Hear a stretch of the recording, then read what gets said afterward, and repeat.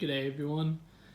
Today I'll be showing you how to replace the jute webbing on the bottom of your chair if it's broken. This is a vintage Don Rex chair that, as you can see, if I lift the cushion,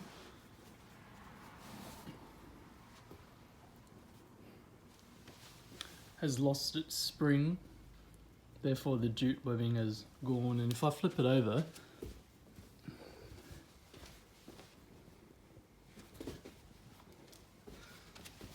I can see that it is totally let go and it's no longer sufficient, and really just relying on the cushion itself for stability. If you leave it like that, you end up destroying this, as you can see, and if someone heavier sits on it, they're more likely to go through it, so it's definitely in need of some new jute webbing. And it's a John Rex as well. It's quite a good piece of furniture. So what you need for the job is jute webbing with the red stripes. That's what's recommended for the base sprung chairs. A staple gun and some flat blade screwdrivers just to pry up the old staples, and an air supply, of course. I've gone with the 10mm staples, but it's really up to you what you want to use. So if we just have a look at this, let's put this back down. The sort of staples they've used are these ones, which is just slightly smaller. And that's the old webbing. It's not really jute webbing they've used some sort of other material, but whatever it was they used about 30-40 years ago, it's now past its use by date. Yeah, so we'll be pulling that off, prying that off with a screwdriver, prying off all these old staples, and we'll just be working our way along. Yeah. So the way I've decided to take out the old staples on the bottom of this Don Rex chair is let's get a thin screwdriver, quite a small screwdriver.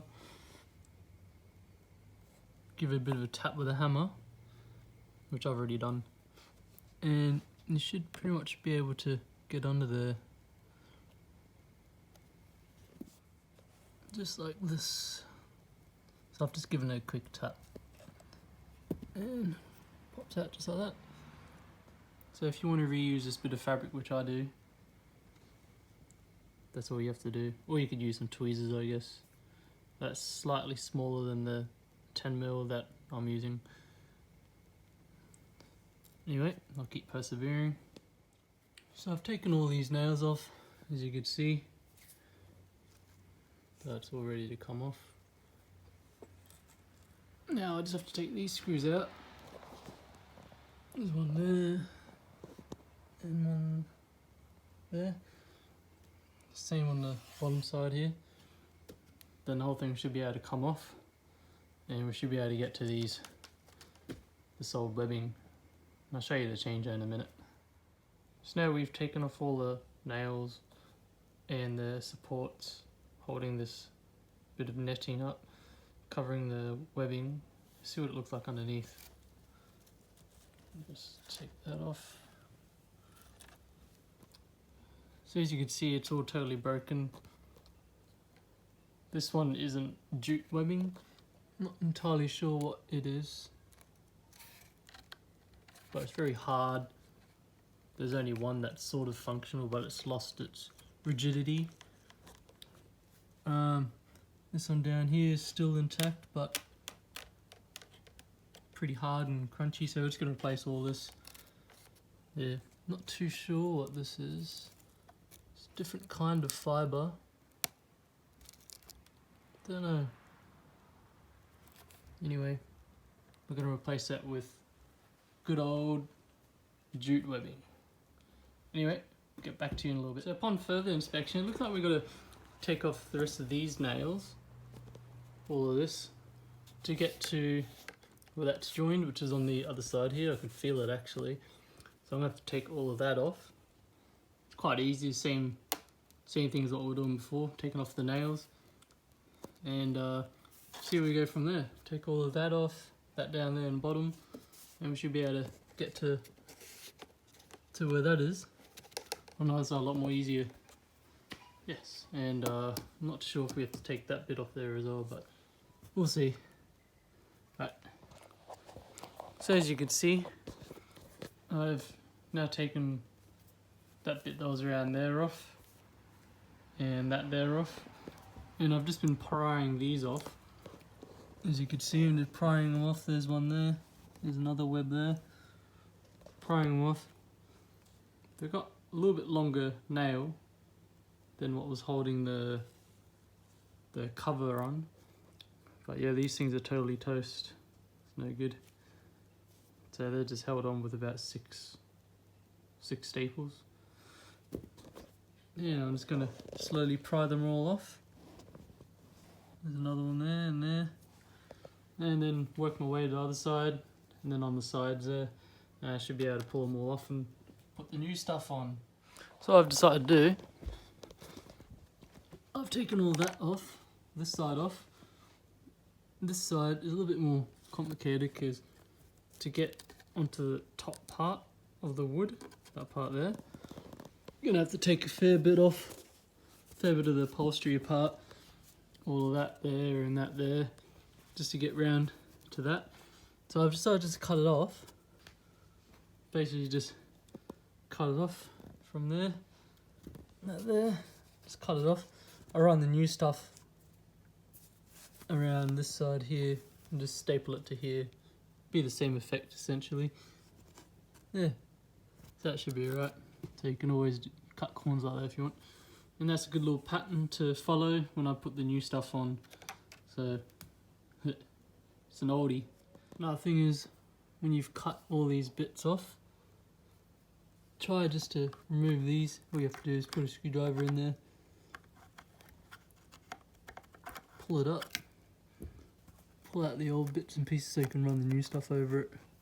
You want to get rid of all that. Yeah. So I'm probably pretty much going to do the same thing with this as well. So these two sides, I've loosened up all of these staples, and I'm just going to sort of pull these out.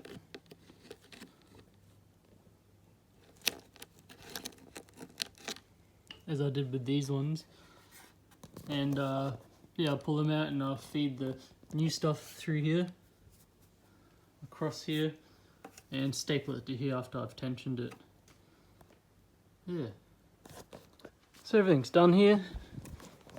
So what I've done, I've threaded that through here, and not through there. So instead of stapling up here like it was originally, I just feed it through because it's harder to take all this stuff off. It's much easier just to do it this way. And I've sort of followed the pattern on here, so that makes it easy. So all we have to do now is just put in some staples there, and we'll be able to stretch this up and then tighten it. So all it is, just a matter of getting your staple gun, whacking in a few staples.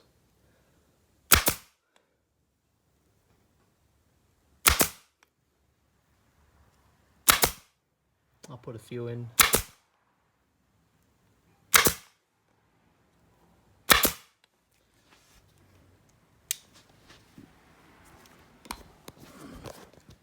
So it's about 6 there. It's more than enough to hold on to that. And what I'll do is up here, I've made a special tool. Instead of buying myself a Jute tool online, I made my own. So I cut a notch out of a bit of wood there, just to hold onto the edge there a lot better, and then made some sort of a buckle there. I've just used a angle grinder and a circular saw to make that. Just a quick job. I'll get back to you shortly and I'll show you how it works. So this is in action. So I've weaved it through that bit like a buckle, the notch there goes into the edge there, and as you pull down you stretch and stretch and stretch. I got to about there, and then I secured it with some staples, because once you can hear the webbing make the sound, you know that's tight. You want to be able to hear audible sound, you know it's nice and tight. That is there. So once you get a few of these in, it's quite tight. Yeah, so that goes to prove that you don't need to buy a fancy tool. All I used was a circular saw, cut about 3/4 of the way through to make a bit of a buckle to hold that together, and a bit of a notch up there just to make it easier to grab onto the edge there. And then you get that all nice and tight, you just hold on to here so it doesn't slip. It's quite easy. And when you get it all nice and taut, like that, then you put your staples in to secure it, and she's good to go. Just got to do a few more and job done. So let's show you how to do this. So just put it on this web. So with this tool, there's 2 notches cut out. I've used a circular saw and cut to about there, and I've threaded the web through like a buckle, and I hold onto it like that so it doesn't slip. And then I put in a notch right there. And I used an angle grinder just to get that in there, a bit of a notch there. And that goes in there just like that. Make sure that's all lined up. And you just sort of give that a bit of tension, like that. I've got too much tension, so what I do, I let go of this bit here, just like that. That'll give me a bit of leeway to be able to pull it even tighter. And then let me just change hands.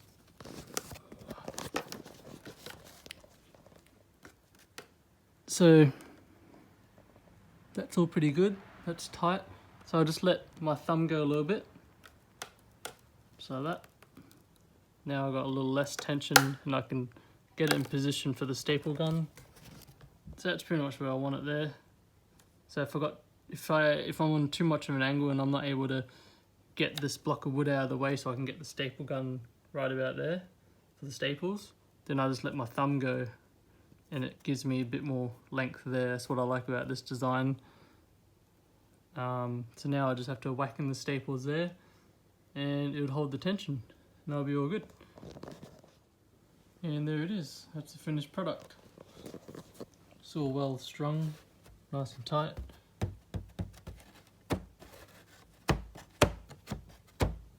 That's what you want to hear.